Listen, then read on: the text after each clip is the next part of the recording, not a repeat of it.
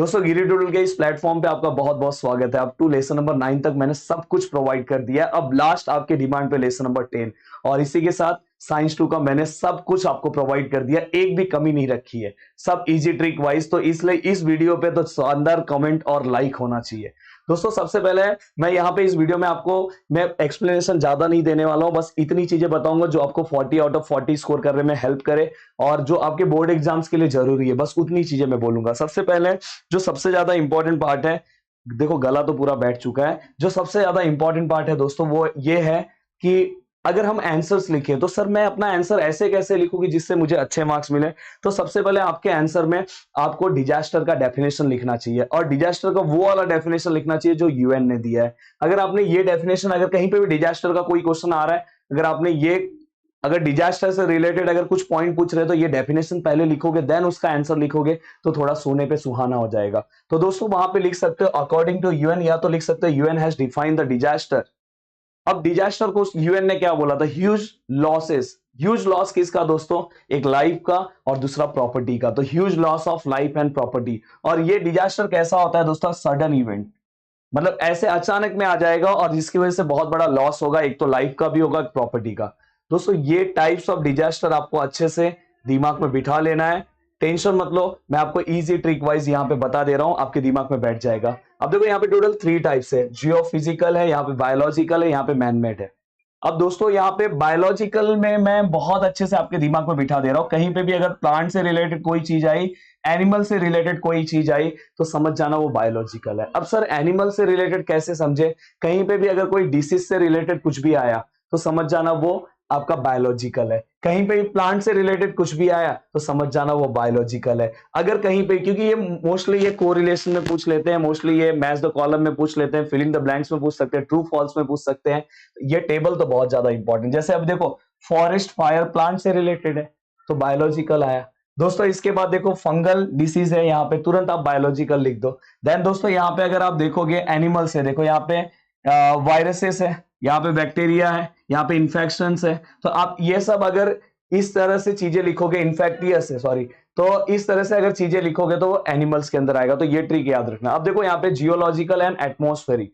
अब geological and atmospheric में क्या क्या लिखोगे? जो भी अर्थ से रिलेटेड चीजें होगी वो जियोलॉजिकल में लिख दो, पर इसमें याद रखना इसमें फ्लड भी आएगा। एंड देन एटमोस्फियरिक में जैसे कि साइक्लोन आ रहा है, स्नोफॉल हो रहा है, स्नो स्टॉर्म हो रहा है, तो ये सब चीजें इसके अंदर आ रही है, तो थोड़ा सा इसका प्रैक्टिस कर लेना। एंड दोस्तों यहाँ पे अब देखो अननोन है और इंटरनेशनल है। इंटरनेशनल में आप जैसे कि रशिया एंड यूक्रेन का वॉर है तो आप वैसे याद रख सकते हो, फायर है, बॉम्ब ब्लास्ट है, ये याद रख सकते हो। माइग्रेशन भी दोस्तों इसके अंदर आता है कि अगर समझो कुछ प्रॉब्लम हो गया, लोग माइग्रेट हो रहे हैं, ये भी एक बहुत बड़ा प्रॉब्लम है। तो इस तरह से, और अननोन रीजन्स भी आप देख लो फटाफट। जो इसके अंदर मोस्टली बहुत सारी चीजें, टेस्ट ये सब आएगी, पॉइजनस गैसेस की चीजें आएगी। अब लगभग मैंने आपका पार्ट याद करा दिया। अब देखो दोस्तों इफेक्ट ऑफ डिजास्टर। डिजास्टर के इफेक्ट अलग अलग होते हैं, जैसे इकोनॉमिक पे उसका इफेक्ट, अब देखो इतना बड़ा नहीं पढ़ना है, एक ही लाइन में याद रखो इकोनॉमिक पे क्या इफेक्ट होगा। इकोनॉमिक में क्या होगा दोस्तों? तो यहाँ पे इकोनॉमिकल इशू होगा, यहाँ पे क्या होगा? Decrease in productivity. अब देखो प्रोडक्टिविटी अगर डिक्रीज होगा तो पैसे का प्रॉब्लम तो होना ही है। तो ऐसे कुछ पॉइंट्स यहाँ पे आप लिख सकते हो। यहाँ पे देखो शॉर्टेज ऑफ फंड, फंड भी कम होने लगेगा जैसे डिजास्टर आ जाएगा। तो भाई कहीं प्रोडक्टिविटी नहीं हो रही है, कहीं कुछ चल नहीं रहा है, जैसे कोविड आया था। देन दूसरा है सोशल। सोशल में आप क्या लिख सकते हो? आप लिख दो यहाँ पे अनएम्प्लॉयमेंट। डिजास्टर आया तो एक सबसे बड़ा प्रॉब्लम आता है एम्प्लॉयमेंट का, तो अनएम्प्लॉयमेंट हो जाएगा सोसाइटी में। दूसरा सोसाइटी में पुबर्टी का लेवल आ जाएगा, तो पुबर्टी आप लिख सकते हो, गरीबी आ जाएगा। तो ऐसे कुछ चीजें लिख सकते हो, इल लिटरेसी लिख सकते हो यहाँ पे, ऐसे बहुत सारी चीजें आप लिख सकते हो दोस्तों। देन इसके बाद आप एनवायरमेंट पे क्या असर होगा, तो आप इसमें से एक आध पॉइंट पढ़ लो। देन एडमिनिस्ट्रेटिव प्रोफेशनल पे क्या प्रॉब्लम, इसका इफेक्ट होगा। तो दोस्तों एडमिनिस्ट्रेशन पे क्या प्रॉब्लम होता है?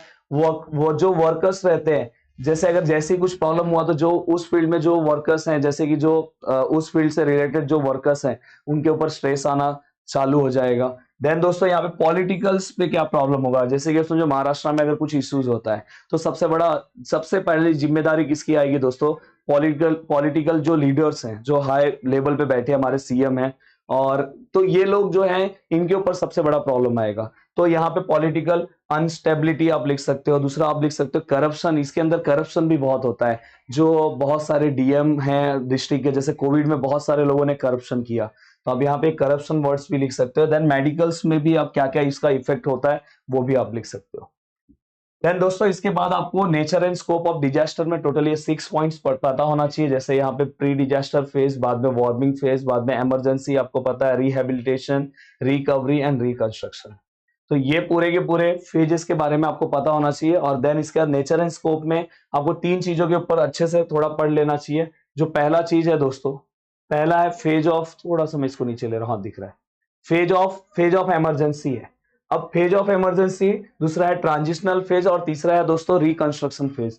फेज ऑफ इमरजेंसी कल मैंने इसके ऊपर एमसीक्यू भी आपको पूछा था। इसकी कोई भी अगर डिजास्टर है उसकी ग्रेविटी जो है वो किसके अंदर पता की जाती है, फेज ऑफ इमरजेंसी के अंदर। फेज ऑफ इमरजेंसी में हमारा एम क्या होगा, हमारा एम ये होगा कि फेज ऑफ इमरजेंसी में कि हम ज्यादा से ज्यादा लोगों की लाइफ को बचाएं। बस ये याद रखना तो आपको समझ में आएगा। देखो maximum life can be save, हमारा पहला यही इंटेंशन है। अब वहां पे ये नहीं रहेगा कि हम चीजों को पहले साइड करें, ये करें, नहीं, पहले लोगों की जान को बचाना है। दूसरा ट्रांजिशन फेज में क्या होगा दोस्तों कि वो जो डिजास्टर है, समझो अगर कहीं पे ट्रेन हादसा हुआ या कुछ भी हुआ, तो हम क्या करेंगे, पहले लोगों को बचाएंगे, देन हम ट्रांजिशन फेज पे आएंगे। हम क्या करेंगे, वहां से जो भी कचड़े हैं, मतलब जो भी समझो पूरा का पूरा ब्रिज गिर गया, ये गिर गया, तो उसकी वजह से किसी और को प्रॉब्लम ना हो तो रोड को क्लीन किया जाता है, ये किया जाता है। देखो repairing the road, restoring the water supply, ये सब चीजें सेकेंड स्टेज में किया जाता है। एंड देन फाइनल स्टेज में दोस्तों क्या किया जाएगा, रिकंस्ट्रक्शन फेज में क्या किया जाएगा, फिर से उस ब्रिज को बनाया जाएगा। तो ये है, ये फाइनल स्टेज रहता है। इसके अंदर थोड़ा बहुत लोग हमें मॉनिटरी फंड देते हैं यहाँ पे, मतलब हमें, मतलब जिनको प्रॉब्लम है तो वहां पे अलग अलग जगह से डोनेशन आना स्टार्ट हो जाता है। तो ये फेज में होता है। नेक्स्ट है दोस्तों, अब यहाँ पे ऑब्जेक्टिव्स, बोर्ड एग्जाम में इसके ऊपर क्वेश्चन पूछ चुका है और ये ऑब्जेक्टिव आपको पता होना चाहिए। डिजास्टर मैनेजमेंट का ऑब्जेक्टिव क्या है, पहला है कि हमें मैक्सिमम लाइफ को बचाना है। दूसरा डिजास्टर मैनेजमेंट का आप लिख सकते हो कि हमें असेंशियल, जो लोगों की जरूरत है ऐसे लोगों को हमें वहां पे भेजना चाहिए। देन तीसरा आप यहाँ पे ये पॉइंट लिख सकते हो दोस्तों कि जो डिजास्टर है, जो विक्टिम है, उन्हें फिर से सही जगह पे हमें पहुंचाना है। जो जैसे कंडीशन में वो थे उन्हें फिर से अच्छे कंडीशन में हमें लेके आना है। एंड देन इसके बाद आप ये कर सकते हो कि ऐसा डिजास्टर कोशिश करो कि फ्यूचर में ना आए, इसके लिए भी अपने को प्लानिंग करना चाहिए। देन दोस्तों इसके बाद ये pre disaster and post disaster का यहाँ पे डिस्टिंग्विश है। अब इसके लिए आप क्या क्या पॉइंट्स को कवर कर सकते हो, थोड़ा बहुत समझो। ये प्री है और ये पोस्ट है, आप ऐसे याद रखो। प्री एंड पोस्ट में सबसे पहले आप आइडेंटिफाई करो कि कौन कौन से डिजास्टर प्रो एरिया है। जैसे कि अगर आप देखोगे तो कुछ ऐसे एरियाज है जहां पे बार बार मतलब जहां पे बार बार भूकंप, मतलब अर्थक्वेक आते रहता है, कुछ ऐसे एरियाज है। जैसे कि अगर आप देखो कुछ ऐसे कंट्रीज है, आप कमेंट करके मुझे बता सकते हो जहां पे फ्लड ये सब बहुत ज्यादा आता है। जापान में आता है क्या, हाँ नेपाल में आता है क्या, तो आप ऐसे कमेंट करके मुझे बता सकते हो। नेक्स्ट है यहाँ पे कि हमें इंटेंसिटी का, मतलब हमें एक प्रॉपर एक मैप तैयार कर लेना चाहिए, उस मैप के अकॉर्डिंग हमें पता चले। तो ये सब पहले से तैयारी रहेगी कि भाई यहाँ पे बहुत प्रॉब्लम है, यहाँ पे बहुत बार बहुत सारी चीजें हो गई। नेक्स्ट है हमें स्पेशल ट्रेनिंग देना चाहिए। स्पेशल ट्रेनिंग देंगे तो ही जो लोग हैं तो वहां पे आके काम करेंगे ना। जैसे हमारे जो भी एडमिनिस्ट्रेशन डिपार्टमेंट के जो लोग हैं उन्हें हमें ट्रेनिंग देना चाहिए। जैसे कि हमारा फायर डिपार्टमेंट है, ऐसे अलग अलग डिपार्टमेंट्स हैं, उन्हें हम ट्रेनिंग नहीं देंगे तो वो उस टाइम पे कैसे रेस्क्यू ऑपरेशन करेंगे। देन दोस्तों अगर अवेयरनेस, और हमें क्या करना है दोस्तों, अवेयरनेस भी एक प्रॉपर ट्रेनिंग प्रोग्राम कर करके हमें अलग अलग मास मीडिया है, ये सब चीजों के थ्रू हमें क्या करना चाहिए, अवेयरनेस फैलाना चाहिए। देन इसके बाद पोस्ट में आप क्या क्या चीजें कर सकते हो, आपको दोस्तों यहाँ पे नेसेसरी हेल्प, अगर जो भी अब डिजास्टर तो आ गया है, अब आप क्या करोगे, तो आपको सबसे पहला हेल्प देना होगा। देन इसके बाद दोस्तों विक्टिम को हेल्प दो, बाद में लोकल पीपल को भी वहां पे ले लो आप। जैसे अगर समझो कहीं पे ट्रेन हादसा हुआ तो आजू बाजू के लोग भी आके हेल्प करते हैं। देन तुरंत आपको क्विक यहाँ पे हेल्प सेंटर तैयार करना पड़ता है। देखो स्क्रीन पे एक नंबर आने लगता है कि इस नंबर पे आप अपने परिजनों के बारे में पता कर सकते हो। देन इसके बाद हमेशा हमें प्रिपेयर रहना पड़ेगा कि अगर समझो कभी भी अगर कुछ भी आया तो रेस्क्यू के लिए आपको तैयार होना पड़ेगा। ये पूरा का पूरा चार्ट की जिम्मेदारी मैं आपके ऊपर रखता हूँ। मैंने यहाँ पे शॉर्टकट्स दे दिए हैं। पीआरपी आप रख सकते हो, प्रदीप राहुल प्रदीप। एंड देन इसके बाद आईआर आप याद रख सकते हो, इंटरनेशनल, या आईआर आपको मैंने कल भी याद कराया था, यूवी और आईआर। एंड देन इसके बाद आरआर याद कर सकते हो। तो इस तरह से ये चार्ट आपको पूरा का पूरा याद हो जाएगा। देन अब मैं आगे चलता हूँ। अब देखो आगे ये बहुत अच्छे से चार्ट याद करना है और ये चार्ट मैं आपको याद भी करा दे रहा हूँ। देखो नेशनल लेवल पे जो अथॉरिटी जो होता है, डिजास्टर मैनेजमेंट अथॉरिटी का जो चेयरमैन होता है उसका नाम क्या होगा, वो कौन होगा दोस्तों, नाम मतलब प्राइम मिनिस्टर। स्टेट लेवल पे कौन है, हमारे सीएम है। देन डिस्ट्रिक्ट लेवल पे हमारे कौन है, कलेक्टर है। तालुका लेवल पे कौन होगा दोस्तों, तहसीलदार होगा। और विलेज लेवल पे कौन होगा दोस्तों? सरपंच होगा। तो ये तो नॉर्मल सबको पता है, पर बहुत सारे लोगों को नहीं भी पता हो। बाद में डिजास्टर मैनेजमेंट एक्ट 2005 का थोड़ा सा पढ़ लेना, इसमें 12 डिवीजन है जो ऑल ओवर कंट्री वर्क कर रही है, थोड़ा बहुत इसके बारे में पता होना चाहिए। नेक्स्ट है ऑब्जेक्टिव ऑफ फर्स्ट एड, ये अच्छे से पढ़ लेना। यहाँ पे जितने भी ऑब्जेक्टिव्स दिए हैं एटलीस्ट आप इसमें से 4 ऑब्जेक्टिव पढ़ लेना।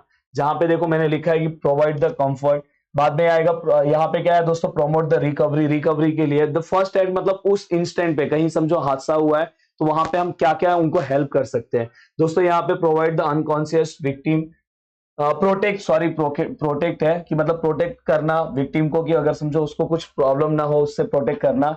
बहुत सारे लोग बेहोश हो जाते हैं, ये हो जाते हैं, तो उनको उस टाइम पे प्रोटेक्ट करने के लिए अपने को तुरंत फर्स्ट एड देना चाहिए। देन इसके बाद प्राइमरी हेल्प वहां पे हमें तुरंत वहां पे हमें देना चाहिए। तो ये सब हम फर्स्ट एड के ऑब्जेक्टिव्स हैं। देन यहाँ पे देखो सेविंग लाइफ, मतलब कि हमें क्या करना है, लाइफ्स को क्या करना है, बचाना है लोगों के। तो ऐसे आप एक दो पॉइंट्स अपने मन से भी लिख सकते हो। नेक्स्ट है दोस्तों फर्स्ट एड बॉक्स में क्या क्या चीजें हैं, इसमें से कोई भी 4 चीजों के नाम याद कर लेना, सबसे इजी नाम है सोप। नेक्स्ट है इसके बाद मॉक ड्रिल, ये मॉक ड्रिल तो आपको अच्छे से याद हो जाना चाहिए। ये मॉक ड्रिल में दोस्तों ऑब्जेक्टिव ऑफ मॉक ड्रिल आ सकता है, मॉक ड्रिल आपके स्कूल में भी हुआ होगा। जैसे देखो फायर डिपार्टमेंट आते हैं, वो क्या करते हैं, सभी बच्चों को बुलाते हैं और एक प्रोग्राम करके दिखाते हैं कि कभी अगर समझो ऐसा आग लगा तो क्या किया जाएगा। तो फायर की पूरी टीम, एक्चुअली मॉक ड्रिल थोड़ा सा अलग होता है, वो तो एक समझो आपको जो गाइड करते हैं वो तो अलग है, मैं एक दूसरा बता रहा हूँ। मॉक ड्रिल का सबसे अच्छा एग्जांपल बता रहा हूँ। कभी कभी आपने देखा होगा डीमार्ट के यहाँ पे एक दो तीन को जानबूझ के वहां पे आतंकवादी बनाया जाता है, पूरे पुलिस डिपार्टमेंट जाती है और वहां पे मॉक ड्रिल करते हैं, मतलब वो चेक करते हैं कि हमारे पास जो डिपार्टमेंट है अगर कभी ऐसा कोई हादसा हुआ तो हमारे डिपार्टमेंट के लोग तैयार है कि नहीं है। तो वो अपने डिपार्टमेंट के लोगों का इवेल्युएट करते हैं कि उनके अंदर कितना एफिशिएंसी है, उसे आप इवेल्युएट करते हैं, उनके अंदर क्या एरर आ रहा है वो इवेल्युएट करते हैं। सेम वैसा ही जैसा अगर एक हादसा होता है उसी तरह से वो वहां पे एक्टिंग करते हैं, वैसा ही रिएक्ट करते हैं। तो और वैसे ही वीडियो को बना के झूठा अफवाह फैलाया जाता है कि भाई यहाँ पे आतंकवादी आए थे, तो ऐसे को मॉक ड्रिल बोला जाता है। देखो evaluating the response to the disaster, सबसे पहले डिजास्टर अगर एक अपने मन से एक डिजास्टर बना के फिर वहां पे चेक करते हैं कि हम लोग कितना हेल्प कर पा रहे हैं लोगों को, सच में हम प्रॉपर काम कर पा रहे हैं कि नहीं कर पा रहे हैं। देन इसके बाद कोऑर्डिनेशन चेक करते हैं कि देखो कि सब जैसे पुलिस डिपार्टमेंट आ गई, तुरंत फायर ब्रिगेड को बुला रहे हैं तो पहुंच रही कि नहीं पहुंच रही है, कोऑर्डिनेशन चेक करते हैं। देन इसके बाद दूसरा quick response, improve the ability of quick response, इससे मॉक ड्रिल का ऑब्जेक्टिव है। एंड देन दोस्तों इसके बाद प्लान ऑफ एक्शन, जितना उन्होंने प्लान किया वो पूरा का पूरा कंप्लीट कर पा रहे कि नहीं कर पा रहे। And then error and risk, then यहाँ पे वो अपने एरर को और रिस्क को, जैसे आपका प्रीलिम्स होता है उसी तरह से समझ जाओ कि वो अपने एरर को चेक करते हैं। अब देखो कल आपका प्रीलिम्स नहीं, कल तो फाइनल है, तो प्रीलिम्स में आप ये सब चीजों के बारे में खुद पता कर लेते हो। अब दोस्तों यहाँ पे ये वाला जो चार्ट है, मुझे पता है कि इसके बारे में तो आप खुद बता दोगे, सिम्टम्स क्या है ये सब, अगर ऐसा डिजास्टर हुआ तो क्या क्या होगा, तो ये थोड़ा सा आपको पढ़ लेना चाहिए। देन इसके बाद आपको ये देखो यहाँ पे कुछ चीजें मैंने दिया है, इसको आप थोड़ा देख लो कि ये कौन कौन से टाइप का डिजास्टर है। देन इसके बाद ये जितने सिंबल्स हैं, जैसे यहाँ पे डेंजर वाला सिंबल कौन सा है मुझे बताओ, ये वाला सिंबल कौन सा है मुझे बताओ, ये वाला कौन सा सिंबल है ये बताओ, ये वाला कौन सा है बताओ। तो ये सिंबल्स का प्रैक्टिस कर लेना है अच्छे से, प्रैक्टिस मतलब कौन कौन सा सिंबल है। और properties of pre disaster management जो ऑलरेडी मैंने आपको पीछे बताया। तो दोस्तों इसी का, हाँ, और ये देखो ये डायग्राम क्या क्या बोलना चाहता है, थोड़ा सा इसके नीचे के पॉइंट्स पता कर लेना, तो ये बहुत जरूरी है। और इसी के साथ हमारा ये लेसन और साथ में 10 के 10 लेसन साइंस 2 के कंप्लीट हो गए। वीडियो को देखने के लिए दिल से थैंक यू सो मच दोस्तों। बहुत मेहनत से, बहुत थका हुआ हूं, पर बहुत मेहनत से मैंने सभी चीजें आपको कंप्लीट कराई। जय हिंद दोस्तों।